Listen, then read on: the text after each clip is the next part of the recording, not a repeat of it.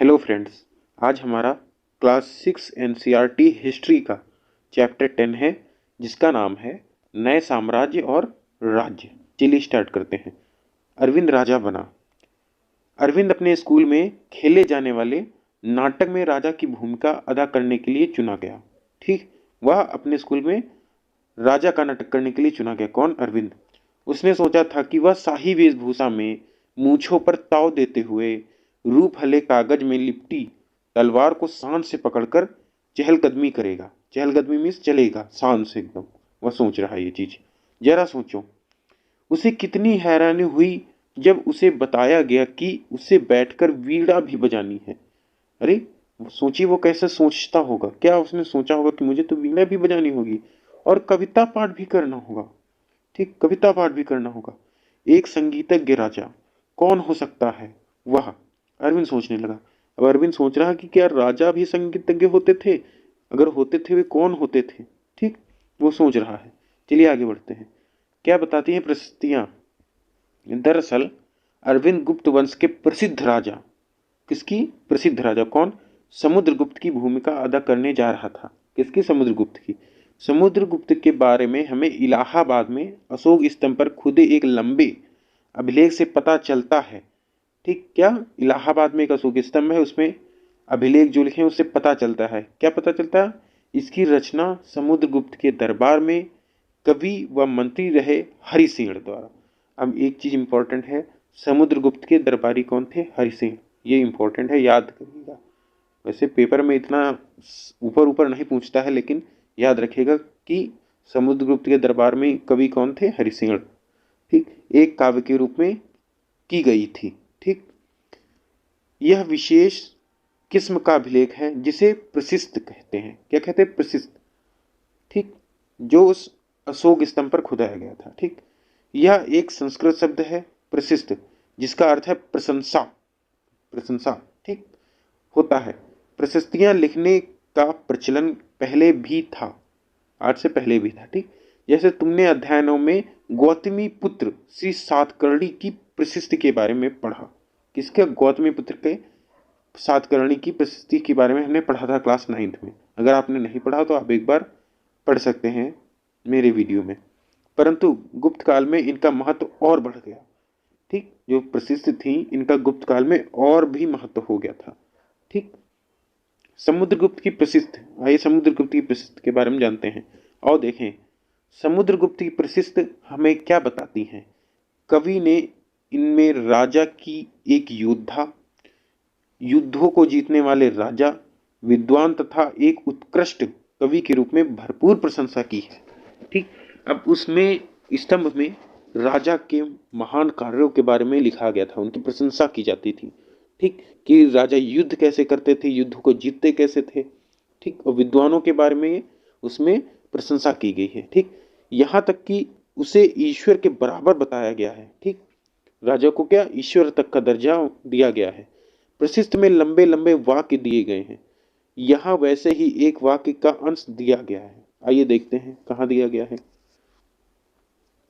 योद्धा समुद्रगुप्त के, जिनका शरीर युद्ध मैदान में कुठारों, कुल्हाड़ियों, तीरों, भालों, बर्छों, तलवारों, लोहे की गदाओं, नुकीले तीरों तथा अन्य सैकड़ों हथियारों से लगे घाव के दाग से भरे होने के कारण अत्यंत सुंदर दिखता है। क्या? योद्धा समुद्रगुप्त का सोचिए, उनका शरीर जो है युद्ध के मैदान में कुठार, कुल्हाड़ी, तीर, ठीक, भाले, बर्छे, तलवार, लोहे, गदा, ठीक, नुकीले तीर, इनके सैकड़े जो हथियार थे उनके घाव में दाग से भरे होने के कारण अत्यंत सुंदर लिख रहे थे। ठीक, यह वर्णन तुम्हें उस राजा के बारे में क्या बताता है? ठीक, उस राजा के बारे में क्या बताता है? राजा किस प्रकार युद्ध लड़ते थे। अब सोचिए, आपने अभिमन्यु की कथा तो सुनी हुई, कहानी। ठीक, अर्जुन का पुत्र अभिमन्यु किस तरह लड़ा था। ठीक, एक पहिया उठा के, ठीक, रथ का पहिया उठा के कैसे लड़ा था। आप सोचिए, आपने उसका कभी चित्र देखा होगा तो उसमें कितने तीर, बाण, भाले, नुकीले सब कुछ उसके लग चुके हैं। वैसे ही जैसे इसमें लगे हैं वैसे ही राजा लोग पहले युद्ध भी किया करते थे, उनके तीर भाले ये सब लगा करते थे। ठीक, तो यही क्वेश्चन किया गया है कि यह वर्णन तुम्हें उस राजा के बारे में क्या बताता है कि सोचिए राजा कितने महान होंगे। आज हम लोग को कुछ थोड़ी सी सुई लग जाती है तो हम लोग एकदम पागल हो जाते हैं दर्द के मारे, लेकिन वो लोग कैसे एकदम महान निडर खड़े होकर लड़ा करते थे। ठीक, राजा किस प्रकार युद्ध से लड़ते थे। ठीक, आगे आगे बढ़ते हैं। अगर तुम मानचित्र 7 पृष्ठ 105 को गौर से देखो तो पाओगे कि एक क्षेत्र को हरे हरे रंग से रंगा गया है। तुम्हें पूर्वी समुद्र तट के साथ एक क्रम में लाल बिंदु दिखेंगे। उसी तरह कुछ क्षेत्र बैंगनी और नीले रंग के भी मिलेंगे। कैसे? तुम्हें पूर्वी समुद्र तट के साथ एक क्रम में लाल बिंदु दिखेंगे। ठीक, जिसमें किसे हरे रंग, मतलब हरे रंग से भी रंगा गया था और लाल बिंदु भी मिलते हैं। उसी तरह कुछ क्षेत्र बैंगनी और नीले रंग से भी मिलेंगे। ठीक, आइए देखते हैं पृष्ठ 105। ये देखिए, ये है पृष्ठ 105। ये जितना हरा है इसमें क्या है, ये अपना यूपी का एरिया आता है, कानपुर, प्रयाग, पाटलिपुत्र, नालंदा। ठीक, बिहार और उत्तर प्रदेश आता है। ये थानेश्वर, मथुरा, उज्जैन। ठीक, ये पूरा वाइट। और ये देखिए रेड बिंदु, ये भी बताए थे कि ऊपर क्या बताया गया था, ये देखिए कि हरे रंग के रंगा गया है, तो हरे रंग वही अपना उत्तर प्रदेश और बिहार दिखा गया है। और इसमें क्या कहा है, कुछ हरे रंग का और समुद्र लाल बिंदु, लाल बिंदु के बारे में बताया गया। ये देखिए लाल बिंदु अपना, ठीक, कलिंग से लेकर यहाँ पूरा नीचे तक है, उड़ीसा तक, ठीक, आंध्र प्रदेश तक पूरा है, जहाँ अमरावती बंगाल की खाड़ी तरफ है इधर। ठीक, ये आप देख सकते हैं। ठीक, और क्या बताया गया है, बैंगनी और नीले रंग के भी मिलेंगे। ठीक, ये देखिए बैंगनी और नीले रंग के भी दिखेंगे। ठीक, आप देख सकते हैं ये अपना पूरा एरिया। ठीक, इधर अरुणाचल प्रदेश, नेपाल, ठीक, राजस्थान, दिल्ली तरफ, ठीक, पूरा दिखाया गया है। क्या मिलेंगे, आइए फिर से एक बार पढ़ते हैं। ठीक, बैंगनी नीले रंग के भी मिलेंगे। यह मानचित्र इस प्रशस्ति में प्राप्त जानकारियों के आधार पर बनाया गया है। ठीक, क्या प्राप्त जानकारियों के आधार पर बनाया गया। हरिसेन, अभी ऊपर मैंने बताया था हरिसेन कौन थे, ठीक, कवि थे, उनके दरबारी थे। 4 विभिन्न प्रकार के राजाओं और उनके प्रति समुद्रगुप्त की नीतियों का वर्णन करते हैं। कौन? हरिसेन। अब देखिए वर्णन क्या करते हैं। मानचित्र में हरे रंग का क्षेत्र आर्यावर्त के उन 9 शासकों का है जिन्हें समुद्रगुप्त ने हराकर उनके राज्यों को अपने राज्य में, साम्राज्य में मिला लिया था। हरे रंग कौन सा था? यही अपना उत्तर प्रदेश बिहार साइड का। ठीक, जिसे उस समय मगध के नाम से जानते थे। ठीक, इसके बाद दक्षिणापथ के 12 शासक, दक्षिणापथ माने दक्षिण के पथ की तरफ 12 शासक आते हैं। इनमें से कुछ की राजधानियों को दिखाने के लिए मानचित्र पर लाल बिंदु दिए गए हैं। वही अपना कलिंग की साइड का, उड़ीसा की साइड का, ठीक, बिंदु दिए गए हैं। इन सब ने हार जाने पर समुद्रगुप्त के सामने समर्पण किया था। समुद्रगुप्त ने उन्हें फिर से शासन करने की अनुमति दी थी। ठीक, दक्षिणापथ के 12 शासक आते हैं। ठीक, पहले में क्या आर्यावर्त के 9 शासकों को हरा दिया था। ठीक, और दूसरे में दक्षिणापथ के 12 शासकों को हरा दिया था। ठीक, अब ये इधर कुछ लिखा है, वीणा बजाने वाला राजा। समुद्रगुप्त के कुछ अन्य गुणों को सिक्कों पर दिखाया गया है, जैसे इस सिक्के में उन्हें वीणा बजाते हुए दिखाया गया। समुद्रगुप्त क्या वीणा बजाते भी थे। ठीक, ये देखिए दिखाया गया है। अब ये तीसरा क्या कह रहा, पड़ोसी देशों का आंतरिक घेरा बैंगनी रंग से रंगा गया है। ठीक, जो पड़ोसी देश हैं उनका आंतरिक घेरा क्या बैंगनी रंग से रंगा गया है। ठीक, इसमें असम आते हैं, तटीय बंगाल, नेपाल, उत्तर पश्चिम के कई गढ़ या संघ। अभी मैंने आपको दिखाया है, एक बार फिर से दिखा देता हूँ, इसकी बात कर रहे हैं पूरी। ठीक, पिंक कलर की। ठीक, आते हैं अध्याय 5 याद करो। आप एक बार अध्याय 5 याद करिए, उसमें बताया गया है। आते हैं, ये समुद्रगुप्त के लिए उपहार लाते थे। ठीक, उनकी आज्ञाओं का पालन करते थे तथा उनके दरबार में उपस्थित हुआ करते थे। कौन? पड़ोसी देशों के आंतरिक घेरा में जो बैंगनी रंग का है, ठीक, उसमें असम राज्य, तटीय बंगाल, नेपाल और उत्तर पश्चिम के गढ़ या संघ, ठीक, लोग आते थे इनके समुद्रगुप्त के दरबार में, और उनके लिए क्या उपहार, ठीक, उपहार भी लाते थे। और उनकी आज्ञा का पालन भी करते थे। ठीक, अब लिखे ब्रह्मा इलाके, ठीक, ब्राह इलाके के शासक, मतलब जो बाहर के इलाके के जो शासक थे, जिन्हें नीले रंग से रंगाया गया है, ठीक, रंगा गया है, बाहर के शासक, ये देखिए बाहर के शासक, ये अपना पाकिस्तान अफगानिस्तान की साइड का, क्या करते थे, इन्हें नीले रंग से रंगा गया है, संभवतः कुषाण तथा शक वंश के थे। किस वंश के? कुषाण और शक वंश के थे। इसमें श्रीलंका के शासक भी थे। इन्होंने समुद्रगुप्त की अधीनता स्वीकार की और अपनी पुत्रियों का विवाह उससे किया। अच्छा, एक चीज आप सोचते हैं कि लोग अपने संबंध क्यों बनाते थे, मतलब पुत्रियों का विवाह क्यों कर दिया करते थे एक राज्य से दूसरे राज्य से? आप ये सोचिए और बताइएगा मुझे कमेंट में। ठीक, वैसे बता ही देता हूँ कि लोग अपनी पुत्रियों और पुत्रों का विवाह ऐसे इसलिए करते थे क्योंकि जैसे इसने किया, कुषाण तथा शक वंश के थे, ठीक, इसमें श्रीलंका के शासक भी थे। इन्होंने क्या किया था, समुद्रगुप्त की अधीनता स्वीकार की और अपनी पुत्रियों का विवाह क्यों किया? ठीक, पुत्रियों का विवाह इसलिए किया कि इतने महान राजा से जब हमारे संपर्क हो जाएंगे, ठीक, तो हमारा भी एक बोलबाला हो जाएगा। जैसे आज का नहीं है, लोग करते हैं कि जैसे कोई डीएम है, उसके साथ अपनी बेटी की शादी कर दो, कोई बड़ा आदमी के साथ शादी कर दो तो अपना भी जलवा हो जाता है। तो ये लोग इसीलिए शादी किया कर देते थे। ठीक, मानचित्र में प्रयाग इलाहाबाद का पुराना नाम, उज्जैन तथा पाटलिपुत्र पटना ढूंढे, ये गुप्त शासन के महत्वपूर्ण केंद्र थे। ठीक, तो ये नालंदा, पाटलिपुत्र, प्रयाग, ये देखिए प्रयाग वही अपना इलाहाबाद, और ये कन्नौज। ठीक, आर्यावर्त तथा दक्षिणापथ के राज्यों के साथ समुद्रगुप्त के व्यवहार में क्या अंतर था? ठीक, जो दक्षिणापथ के लोग थे, ठीक, आर्यावर्त को मतलब क्या हुआ था, समुद्रगुप्त ने जीता था। और ऊपर लिखा है कि जो दक्षिणापथ के शासक थे उन्हें 12 शासक थे, इनमें से कुछ राजधानियों के मानचित्र में दिखाए गए हैं। ठीक, इनको भी समुद्रगुप्त ने जीता था। और क्या किया था, इन्होंने भी समुद्रगुप्त को मतलब हार स्वीकार कर ली थी, लेकिन कुछ दिन बाद समुद्रगुप्त ने इनका राज वापस लौटा दिया था। ठीक, विक्रम संवत, वही क्या है, विक्रम संवत 58 ईसा पूर्व में प्रारंभ होने वाले विक्रम संवत को परंपरागत रूप से गुप्त राजा चंद्रगुप्त द्वितीय के नाम से जोड़ा जाता है।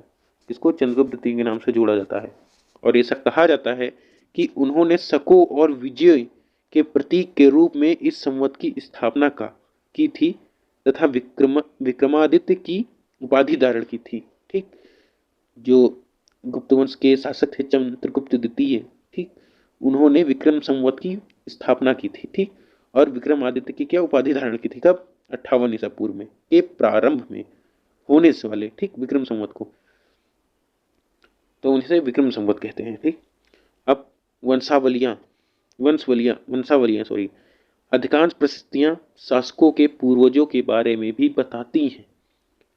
प्रशस्तियां क्या है भी मैंने ऊपर बताया था, ठीक, कि जो वो होते थे पिलर, वही पिलर जितने होते थे उन पे खुदवा देते थे, ठीक, लिखा देते थे, उसे प्रशस्तियां कहते हैं। यह प्रशस्ति भी समुद्रगुप्त के प्रपितामह, ठीक, प्रपितामह वही पितामह जिसको कहते हैं प्रपितामह, ठीक, पितामह यानी कि परदादा, दादा, पिता और माता के बारे में बताती हैं। उनकी माँ कुमार देवी, ठीक, समुद्रगुप्त की माँ कौन सी? कुमार देवी, लिच्छवी गढ़ की थी और पिता चंद्रगुप्त वंश के पहले शासक थे। उपाधि धारण की समुद्रगुप्त ने। अच्छा, इसका महाराजाधिराज के मतलब जानते हैं? मतलब राजाओं में भी महान, मतलब महान राजा, ठीक, जैसी बड़ी उपाधि धारण की समुद्रगुप्त ने भी यह उपाधि धारण की। उनके दादा और परदादा का महाराजा के रूप में भी उल्लेख है। इससे यह आभास मिलता है कि धीरे धीरे इस वंश का महत्व बढ़ता गया। किसका? गुप्त वंश का। इन उपाधियों को महत्व के हिसाब से सजाओ, राजा, महाराजा, अधिराज और महाराजा, ठीक, सजाइए। समुद्रगुप्त के बारे में हमें उनके बारे में शासकों जैसे उनके बेटे कौन, चंद्रगुप्त द्वितीय की वंशावली, पूर्वजों की सूची वही से भी जानकारी मिलती है। क्या मिलती है? कि उनके बारे में अभिलेखों तथा सिक्कों से पता चलता है कि उन्होंने पश्चिम भारत में सैन्य अभियान में अंतिम शासक को परास्त किया। ठीक, बाद में ऐसा विश्वास किया जाने लगा कि उनका दरबार विद्वानों से भरा था। इनमें से कुछ के बारे में जानकारी अध्याय 11 में हम पढ़ेंगे। ठीक, अभी अध्याय 11 में हम इसकी और डिटेल में जानकारी पढ़ेंगे। ठीक, अब क्या, हर्षवर्धन और हर्षचरित। जिस तरह गुप्त वंश के शासकों के बारे में अभिलेखों तथा सिक्कों से पता चलता है कि उसी तरह कुछ अन्य शासकों के बारे में भी उनकी जीवनी में से पता चलता है। ऐसे ही एक राजा हर्षवर्धन थे। कौन? हर्षवर्धन, जिन्होंने करीब 1400 साल पहले शासन किया। कब? आज से 1400 साल पहले। उनके दरबारी कवि बाण भट्ट ने संस्कृत में उनकी जीवनी हर्षचरित्र लिखी। अब देखिए, ये इंपॉर्टेंट है कि हर्षवर्धन या हर्षचरित्र किसने लिखी? तो किसने लिखी? बाण भट्ट। और ये भी पूछ सकते हैं बाण भट्ट किसके कवि थे? ठीक, किसके मतलब दरबारी थे। ठीक, और किसमें जीवनी लिखी? संस्कृत में लिखी है। ठीक, इसमें हर्षवर्धन की वंशावली देते हुए उनके राजा बनने तक वर्णन है। चीनी तीर्थयात्री स्वयं सांग, ठीक, ये इंपॉर्टेंट है। स्वयं सांग के बारे में बहुत पूछा गया है, जिनके बारे में तुम अध्ययनों में पढ़ा है। ठीक, अध्ययनों में हमने इसके बारे में पढ़ा था। काफी समय के लिए हर्ष के दरबार में रहे।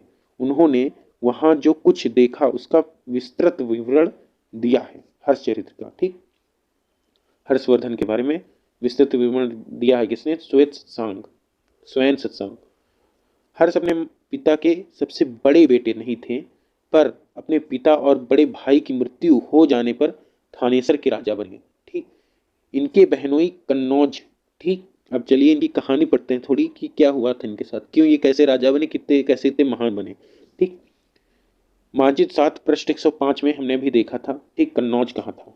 ठीक, तो यूपी में कन्नौज, यहाँ यूपी के आसपास था। ये देखिए यूपी में था कन्नौज। ठीक, इसी की बात कर रहे हैं। तो इसमें क्या बताया गया है कि हर्ष अपने पिता के सबसे बड़े बेटे नहीं थे, मतलब छोटे थे, पर अपने पिता और बड़े भाई की मृत्यु हो जाने पर थानेसर के राजा बने। ठीक, अब इनके जो भाई हैं इनकी मृत्यु कैसे हुई? पिता तो चलिए तबीयत खराब थी, उनका स्वास्थ्य नहीं था तो उनकी मृत्यु हो गई, और उनकी माता जो थी वो उसी में सती हो गई। ठीक, और जो उनके भाई थे उनकी डेथ कैसे हुई? तो उनकी डेथ ऐसे कि उनके जो मतलब बहन थी, उनके पति मतलब इनके जीजा जी को जो दुश्मन थे बंगाल के शासक ने उन्हें मार डाला था। ठीक, जो बहनोई थे मतलब इनके जो बहनोई थे बंगाल के शासक ने उनको मार डाला था।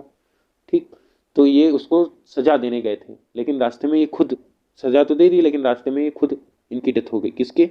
जो हर्षवर्धन के इनके बड़े भाई की। ठीक, जब इनकी डेथ हो गई तो ये बहुत दुखी हो गए। अब मजबूरन इनको अपना राज्य चलाना पड़ा। और उधर बाद में इनको पता चला कि इनकी मतलब जो सिस्टर बहन है वो भी आत्मदाह करने जा रही। तब इन्होंने क्या किया? उसको बचाया। ठीक, यही कहानी है। आप चाहे तो इसको डिटेल में पढ़ सकते हैं, हर्षवर्धन की स्टोरी। ठीक, शासक थे। ठीक, जब बंगाल के शासक ने उन्हें मार डाला तो हर्ष ने कन्नौज को अपने अधीन कर लिया और बंगाल पर आक्रमण कर दिया। मगध तथा संभवतः बंगाल को भी जीतकर उन्हें पूर्व में जितनी सफलता मिली उतनी सफलता अन्य जगहों पर नहीं मिली। जब उन्होंने नर्मदा नदी को पार कर दक्खन की ओर आगे बढ़ने की कोशिश की तब चालुक्य नरेश पुलकेशिन द्वितीय ने उन्हें रोक दिया।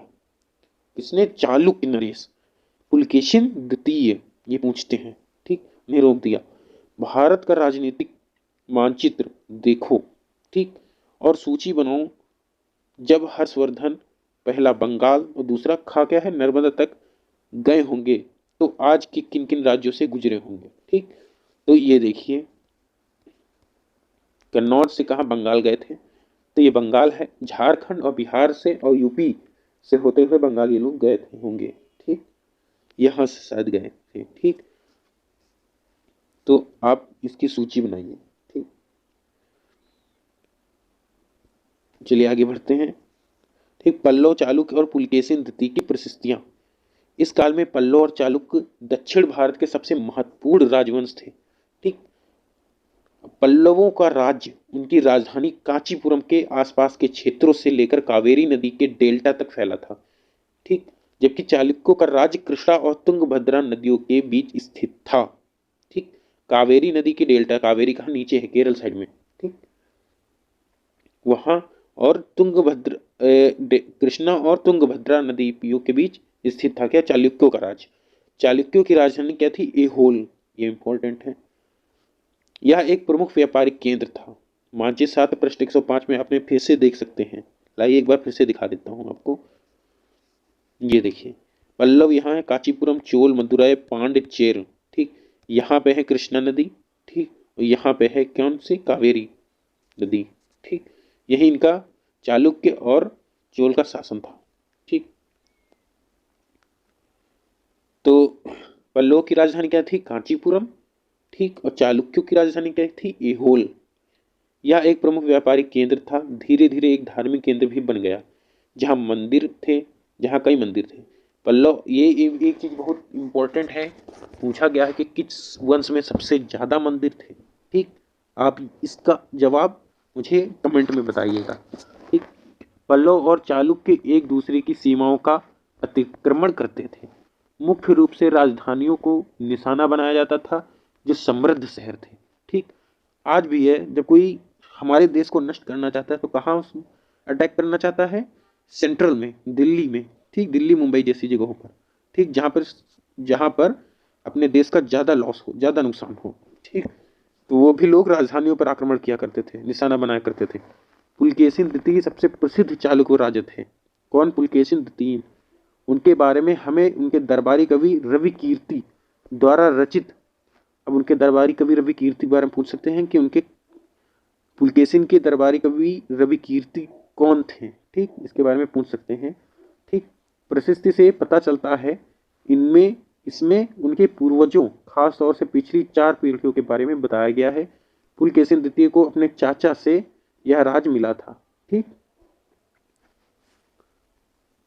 अब रवि कीर्ति के अनुसार उन्होंने पूर्व तथा पश्चिम दोनों समुद्र तटीय इलाकों में अपने अभियान चलाए।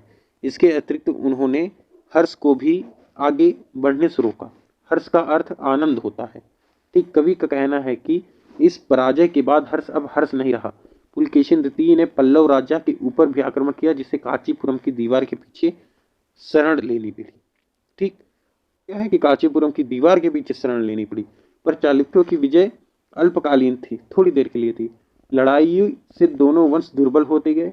पल्लवों और चालुक्यों का अंततः राष्ट्रकूट तथा चोल वंशों ने समाप्त कर दिया। ठीक, अब सोचिए, जो पल्लव और चालुक्य थे, ये आपस में लड़ा करते थे, और इनका जो राष्ट्रकूट था, उसने उसे कौन तथा चोल वंशों ने समाप्त कर दिया। इसके बारे में तुम कक्षा 7 में पढ़ोगे। ठीक, क्लास 7 में हम लोग इसके बारे में और डिटेल से जानेंगे। इसमें तो हम लोग बस ऊपर ऊपर पढ़ रहे हैं कि हाँ, चालुक्य कोई वंश था और समुद्रगुप्त के बारे में थोड़ा बहुत। ठीक, इसमें तो बस हल्का फुल्का एक ऊपर ऊपर पढ़ रहे हैं। मेन तो स्टार्टिंग क्लास 7 से होगी। ठीक, वे कौन से अन्य शासक थे जो तटों पर अपने नियंत्रण करना चाहते थे। ठीक, ये चीज मैंने आपको चैप्टर 9 में बताई थी। ठीक, और पढ़ाया भी था, और शायद उसमें भी एक ऐसा कोई क्वेश्चन था। ठीक, तो आप उसमें देखिएगा इसका उत्तर। ठीक, लिखा भी है कि अध्ययनों में देखो। ठीक, इन राज्यों का प्रशासन कैसे चलता था, आइए पता करते हैं। पहले के राजाओं की तरह इन राज्यों के लिए भूमि कर सबसे महत्वपूर्ण बना रहा। ठीक, आप जहाँ से और लास्ट तक आज तक भी देखेंगे तो हर कोई कर लेता था। ठीक, चाहे कोई भी राजा हो।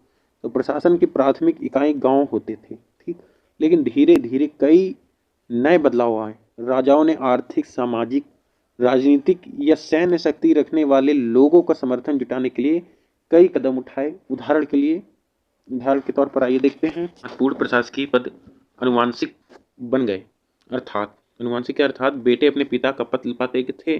जैसे कि कवि हरिसेन अपने पिता की तरह महादंडनायक अर्थात मुख्य न्याय अधिकारी थे। ठीक, कभी कभी एक ही व्यक्ति कई पदों पर कार्य करता था। जैसे कि हरिसेन एक महादंडनायक होने के साथ कुमारमात्य अर्थात एक महत्वपूर्ण मंत्री तथा एक संधि विग्रही अर्थात युद्ध और शांति के विषयों का था कार्यस्थों यानी लिपिकों के प्रधान जैसे लोग होते थे। ठीक, एक बार मैं फिर से पढ़ा देता हूँ कि संभवतः वहाँ के स्थानीय प्रशासन में प्रमुख व्यक्तियों का बहुत बोलबाला था। ठीक, जहाँ के वहाँ के लोग जो लोग थे व्यक्ति, उनका बहुत बोलबाला था। ठीक, जहाँ के वहाँ के लोग जो लोग थे व्यक्ति, उनका बहुत बोलबाला था। इनमें नगर श्रेणी यानी मुख्य बैंकर या शहर का व्यापारी आता था। ठीक, सातवाह यानी व्यापारियों के काफिले का नेता, प्रथम कुलीक अर्थात मुख्य शिल्पकार तथा कार्यस्थों यानी लिपिकों के प्रधान जैसे लोग होते थे। ठीक, इस तरह की नीतियां कुछ हद तक प्रभावशाली होती थी, पर समय के साथ साथ इनमें से कुछ व्यक्ति इतने अधिक शक्तिशाली हो जाते थे कि अपना स्वतंत्र राज्य स्थापित कर लेते थे। ठीक, इतने शक्तिशाली हो जाते थे कि अपना राज्य ही स्वतंत्र करवा लेते थे, एकदम स्वतंत्र राज्य घोषित करवा देते थे। अब एक क्वेश्चन है, हाँ, सोचकर बताओ कि अफसरों का पद अनुवांशिक कर देने से क्या फायदे और क्या नुकसान हो सकते थे। ठीक, भाई देखिए, जो अनुवांशिक का मतलब क्या था कि वंशानुगत। ठीक, आप क्या कोई हुआ आज, कल आपका बेटा, उसके बाद उसका बेटा, उसका बेटा, उसका बेटा। ठीक, लेकिन इसकी बात की क्या गारंटी है कि वो राज्य के प्रति अपना अच्छा योगदान देगा। ठीक, इसका डर होता था। ठीक, क्या फायदे और क्या नुकसान हो सकते थे।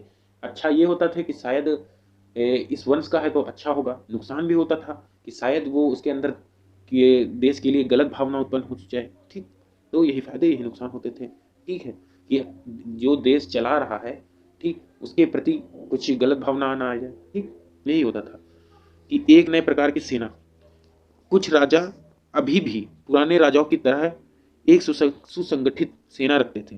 ठीक, जिसमें हाथी, रथ, घुड़सवार और पैदल सिपाही होते थे। पर इसके साथ साथ कुछ सेना नायक भी होते थे जो आवश्यकता पड़ने पर राजा को सैनिक सहायता दिया करते थे। इन सेना नायकों को कोई नियमित वेतन नहीं दिया जाता था, बदले में इनमें से कुछ भूमि दान दिया जाता था। ठीक, भूमि दान में दी जाती थी। दी गई भूमि से ये कर वसूलते थे, जिससे वे सेना तथा घोड़ों की देखभाल करते थे। साथ ही वे इससे युद्ध के लिए हथियार जुटाते थे। इस तरह के व्यक्ति सामंत कहलाते थे। ठीक, अब सामंत किसे कहते हैं, जो जो इनसे सबसे टैक्स लेता था। ठीक, कर जुटाया करता था, उसे सामंत कहते थे। जहां कहीं भी शासक दुर्बल होते, ये सामंत स्वतंत्र होने की कोशिश करते थे। ठीक, ये भी सोचते थे कि मैं स्वतंत्र हो जाऊं। ठीक, दक्षिण के राज्यों में सभाएं कैसे चलती थी, ये देखते हैं। पल्लवों के अभिलेखों में कई राज्य स्थानीय सभाओं की चर्चा है। इनमें से एक था ब्राह्मण भूस्वामियों का संगठन, जिसे सभा कहते थे। ठीक, अब इसमें से एक चीज इंपॉर्टेंट है, ये पूछ सकते हैं कि ब्राह्मण भूस्वामियों का संगठन किस वंश में पाया गया है, तो कौन, पल्लव वंश में। ठीक, जिसे क्या कहते थे, सभा कहते थे, ये भी बोल सकते हैं। ये सभाएं उप समितियों के जरिए सिंचाई, खेती बाड़ी से जुड़े विभिन्न काम, सड़क निर्माण, स्थानीय मंदिरों की देखरेख आदि का काम करती थी। ठीक, जिन इलाकों के भूस्वामी ब्राह्मण नहीं थे, वहां उर नामक ग्राम सभा के होने की बात कही गई है। ठीक, उर नामक नगरम व्यापारियों के एक संगठन का नाम था। ठीक, उर नामक ग्राम किसे कहते हैं, जहां पर एक नगरम व्यापारियों का संगठन हो। ठीक, इन सभाओं पर धनी तथा शक्तिशाली भूस्वामियों और व्यापारियों का नियंत्रण था। इनमें से बहुत सी स्थानीय सभाएं शताब्दियों तक काम करती रही। ठीक, ये सभाएं सोचिए कई शताब्दियों तक चलती रही, काम करती रही। ठीक, अब लिखा है उस जमाने में आम लोग अब ये मैंने बताया था कि ना कि इसमें ऊपर ऊपर का बता देंगे, धीरे धीरे आपको इसमें की ABCD पता चलेगी। ठीक, एनसीईआरटी से यही फायदा होता है कि आप बेसिक लेवल से धीरे धीरे ऊपर बढ़ते जाएंगे। ठीक, उस जमाने में हम लोग, ठीक, जनसाधारण के जीवन की थोड़ी बहुत झलक हमें नाटकों तथा कुछ अन्य स्रोतों से मिलती है। चलो इसके कुछ उदाहरण देखते हैं। कालिदास अपने नाटकों में राज दरबार के जीवन के चित्रण के लिए प्रसिद्ध है। ठीक, राज दरबार के चित्रण के लिए प्रसिद्ध है कालिदास।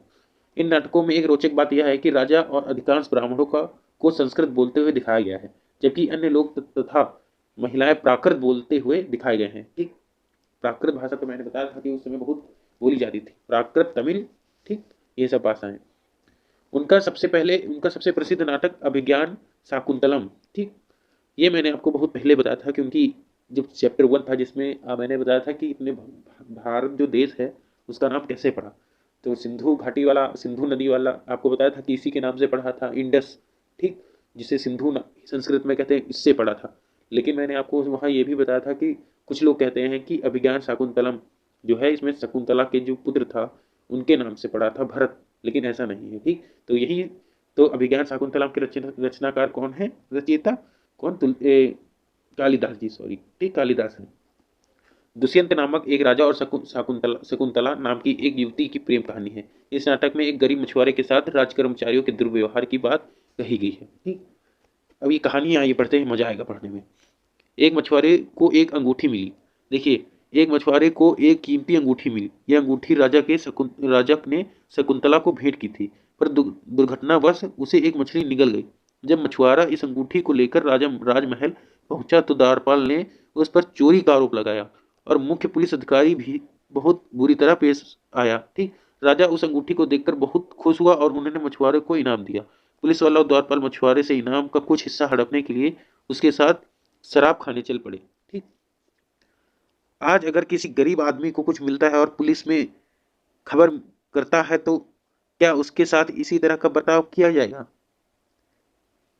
अब सोचिए, एक प्रसिद्ध व्यक्ति का नाम बताओ जिसने प्राकृत में उपदेश दिए, और एक राजा का नाम बताओ जिसने प्राकृत में अपने अभिलेख लिखवाए। ठीक, ये मैंने आपको अध्याय 6 और अध्याय 7 में पढ़ाया था। ठीक, अशोक के बारे में। ठीक, कि प्राकृत में अभिलेख किसने लिखवाए थे। ठीक, अशोक उनके बारे में मैंने आपको पढ़ाया था, अशोक ने लिखवाया था। ठीक, तो आप अगर और डिटेल में जानना चाहते हैं तो आप अध्याय 6 और अध्याय 7 में बताएं। ठीक, पढ़ें। ठीक, प्राकृत में उपदेश और प्राकृत में अभिलेख भी लिखवाया था अशोक ने। ठीक, और जानना चाहें तो आप जान सकते हैं। चलिए आगे बढ़ते हैं। चीनी तीर्थयात्री फासियन का ध्यान उन लोगों की दुर्गति पर भी गया जिन्हें ऊंचे और शक्तिशाली लोग अछूत मानते थे। ठीक, जिन्हें आज हम लोग क्या कहते हैं, छोटे जाति के लोग कहते हैं। ठीक, SC ST। इन्हें शहरों के बाहर रहना पड़ता था। वे लिखते हैं, अगर इन लोगों को शहर या बाजार के भीतर आना होता था तो सभी को आगाह करने के लिए लकड़ी के एक टुकड़े पर चोट करते थे। यह आवाज सुनकर लोग सतर्क होकर अपने को छू जाने से या किसी प्रकार का संपर्क ठीक से बचते थे। सोचे लोगों के साथ कितना बुरा व्यवहार लोग करते थे। ठीक, एक ही जैसा व्यक्ति, सबका लाल खून। ठीक, सबकी एक नाक, ठीक, दो कान, सबके दो मुंह, एक मुंह, दो आंखें। लेकिन तभी भी सोचे समाज में कितनी जात की ऊंच नीच भावना आज तक भी विद्यमान है। ठीक, तो हमें ये करना चाहिए कि जो जात प्रथा है, ऊंच नीच, इसको समाप्त करना चाहिए। यार, भगवान ने सबको एक समान बनाया है। ठीक, आप किसी भी इंसान को देखो, हर किसी की एक ही नाक होगी, एक ही मुंह होगा, दो ही आंखें होंगी। भले एक फूट गई हो लेकिन आंखें तो दो ही भगवान ने उसको दी थी, किसी के चार तो दे नहीं दी। ठीक, उसका भी आप किसी पंडित का भी अगर खून चेक करो तो शायद उसका ए पॉजिटिव निकल जाओ, किसी SC ST या किसी अन्य जाति का खून का चेकिंग कराओ तभी भी कहो उसका पॉजिटिव निकल जाए। इसका मतलब क्या, जब खून सब कुछ एक ही समान है तो पता नहीं क्यों आप लोग जाति प्रथा इतना मानते हैं। ठीक, जब ऊपर वाले ने बनाने में कोई भेदभाव नहीं किया तो हम लोग क्यों कर रहे हैं। ठीक, ये सोचिए कभी। ठीक, और इसको जड़ से समाप्त करिए, क्योंकि यही चीज हमारे देश को आगे बढ़ने से रोक रही है। विदेशी लोग इसीलिए आगे बढ़ रहे हैं क्योंकि जो उनके वहां जाति प्रथा नहीं है। ठीक है वो, लेकिन बहुत कम है। ठीक, चलिए आगे बढ़ते हैं। एक जगह बाणभट्ट द्वारा अभियान पर निकली राजा की सेना का बड़ा सजीव चित्रण दिया गया है। राजा की सेना, राजा बड़ी मात्रा में साजो सामान लेकर यात्रा करते थे। इनमें हथियारों के अतिरिक्त रोजमर्रा के उपयोग में आने वाली चीजें जैसे बर्तन, ठीक, असबाब जिसमें सोने की पायदान में भी शामिल थे। ठीक, असबाब उसे कहते हैं जिसमें सोने की पायदान भी शामिल थे। ठीक, खाने पीने का सामान, बकरी, हिरण, खरगोश, सब्जियां, मसाले, ठीक, सोचे मांस भी खाते थे वो लोग, आदि विभिन्न प्रकार की चीजें शामिल होती थी। ये सारी चीजें ठेले गाड़ियों या ऊंटों तथा हाथियों जैसे सामान वाले घोड़े या जानवरों की पीठ पर लादकर ले जाया करती जाती थी। इस विशाल सेना के साथ संगीतकार नगाड़े, बिगुल तथा तुरही बजाते हुए चलते रहते थे। रास्ते में पड़ने वाले गांव वालों को उनका सत्कार करना पड़ता था। वे दही, गुड़ तथा फूलों का उपहार लाते थे तथा जानवरों को चारा भी देते थे। वे राजा से भी मिलना चाहते थे ताकि अपनी शिकायत का कोई अनुरोध उनके सामने रख सके, पर वे सेनाएं अपने पीछे विनाश और विध्वंस का निशानी छोड़ जाती थी। अक्सर गांव वालों की झोपड़ियां हाथी कुचल डालते थे और व्यापारियों के काफिलों में जुटे बैल इस हलचल भरे माहौल से डरकर भाग खड़े होते थे। बाणभट्ट लिखते हैं, पूरी दुनिया धूल के गर्त में डूब जाती थी। वो लोग जब चलते थे तो पूरी धूल एकदम मचा देते थे।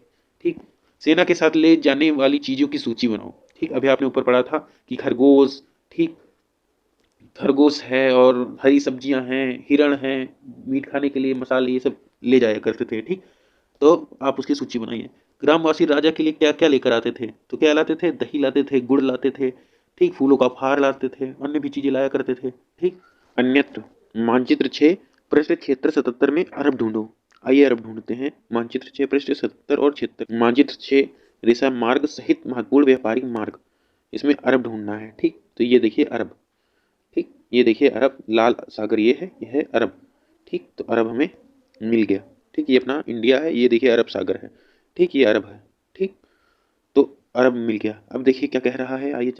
मरुभूमि होते हुए भी सदियों से अरब यातायात का एक बड़ा केंद्र था। दरअसल अरब व्यापारी तथा नाविकों ने भारत और यूरोप के बीच समुद्री व्यापार बढ़ाने में एक महत्वपूर्ण भूमिका निभाई थी। ठीक, इसमें पृष्ठ संख्या 92 जो कह रहा है, इस पे कोई चित्र नहीं है। मैं देख चुका हूँ, ठीक है, तो इस पे कोई चित्र है नहीं, शायद इसमें मिसप्रिंट हो गया है। मेरे भाई है, अरब में रहने वाले अन्य लोगों में बेदुइन थे जो घुमक्कड़ कबीले होते थे। ये मुख्य रूप से ऊँटों पर स्थिर थे, क्योंकि यह एक ऐसा मजबूत जानवर है जो मरुभूमि में भी स्वस्थ रह सकता है। ठीक, ऊँट ऊँट जानते हैं आप, रेगिस्तान का जहाज कहते हैं, क्योंकि वो कई दिनों तक बिना पानी पिए रह सकता है। ठीक, और रेत में अच्छी तरह से चल भी सकता है। ठीक, लगभग 1400 साल पहले पैगंबर मोहम्मद ने अरब में इस्लाम नामक एक धर्म की शुरुआत की। ईसाई धर्म की तरह इस्लाम ने भी अल्लाह को सर्वोपरि माना है। जितने धर्म हैं सब लोग अपने आप को सर्वोपरि मानते हैं। ठीक, उनके बाद में सभी को समान माना गया। यह इस्लाम धर्म के पवित्र ग्रंथ कुरान का एक अंश दिया गया है। ठीक, देखिए एक अंश लिखा है इसमें, मुसलमान स्त्रियों और पुरुषों के लिए विश्वास रखने वाली, स्त्रियों और पुरुषों के लिए भक्त, स्त्रियों और पुरुषों के लिए सच्चे, स्त्रियों और पुरुषों के लिए धैर्यवान और स्थिर मन के, स्त्रियों और पुरुषों के लिए दान देने वाले, स्त्रियों और पुरुषों के लिए उपवास रखने वाली, स्त्रियों और पुरुषों के लिए अपनी पवित्रता बनाए रखने वाले, स्त्रियों और पुरुषों के लिए अल्लाह को हमेशा याद करने वाले, स्त्रियों और पुरुषों के लिए अल्लाह ने इन सब के लिए ही क्षमा और पुरस्कार रखा है। अगले 100 सालों के दौरान इस्लाम उत्तरी अफ्रीका, स्पेन, ईरान, भारत में फैल गया। अरब नाविकों जो इस उपमहाद्वीप की तटीय बस्तियों से पहले से ही परिचित थे, अब अपने साथ नए धर्म को भी ले आए। अरब के सिपाहियों ने करीब 1300 साल पहले सिंध, जो आज कहाँ पाकिस्तान में है, को जीत लिया था। कि किन्होंने जीत लिया था? अरब के सिपाहियों ने। मानचित्र 6 में उन रास्तों को ढूंढो जिनमें नाविक तथा सिपाही इस उपमहाद्वीप में आए थे। ठीक, आप ढूंढिए। ठीक, मानचित्र 6 आप ढूंढिएगा। ठीक, अब चलिए आगे बढ़ते हैं। कल्पना करो, हर्षवर्धन की सेना अगले हफ्ते तुम्हारे गांव आने वाली है। तुम्हारे माता पिता इसके लिए तैयारी कर रहे हैं। वर्णन करो कि वे क्या क्या बोल रहे हैं और क्या कर रहे हैं। ठीक, इसका उदाहरण आप अपने परिवार में ले सकते हैं अच्छे से और समझने के लिए इसको, कि आपके घर में कोई एक महान व्यक्ति आ रहा है। ठीक, तो आपके माता पिता उसके बारे में क्या चर्चा करते हैं। ठीक, कि यार वो देखो कोई महान व्यक्ति आ रहा है, अच्छे से उसका स्वागत सत्कार करें। ठीक, तो यही सब किया करते हैं। ठीक, चलिए उपयोगी शब्द देखते हैं। प्रशिस्त, तो मैंने बताया था प्रशिस्त क्या खुदवा देते थे पत्थरों पे, उसे प्रशिस्त कहते थे। आर्यवर्त भारत का ही मतलब नाम था। आर्यवर्त भारत, हिंदुस्तान, इंडिया, ये सब अपने भारत के नाम है। दक्षिणापद, दक्षिण वाले पद। वंशावली, वंश से आने वाले। अनुवांशिक पदाधिकारी, वंशा मतलब वंश से अधिकारी। जैसे आज मैं, मेरा कल बेटा और उसका बेटा। ठीक, इसे वंशानुगत कहते हैं। ठीक, और सामंत। ठीक, सभा, नगरम। ठीक, सभा मैंने भी बताई थी कि पंडितों की सभा होती थी। ठीक, नगरम, सामंत। सामंत अपने आप को हमेशा छुड़ाना चाहता था। ठीक, इसे भूमि दे देते थे। ठीक, ये भी युद्ध में लड़ते थे। ठीक, चलिए और आगे बढ़ते हैं। इसमें महत्वपूर्ण तिथियां कुछ हैं। गुप्त वंश की शुरुआत कब हुई थी? 1700 साल पहले। ठीक, और हर्षवर्धन का शासन कितना? 1400 साल पहले चला। ठीक, चलिए आपका चैप्टर फिनिश होता है। ठीक, अगर आपको कुछ पूछना हो तो आप कमेंट बॉक्स में पूछ सकते हैं। धन्यवाद।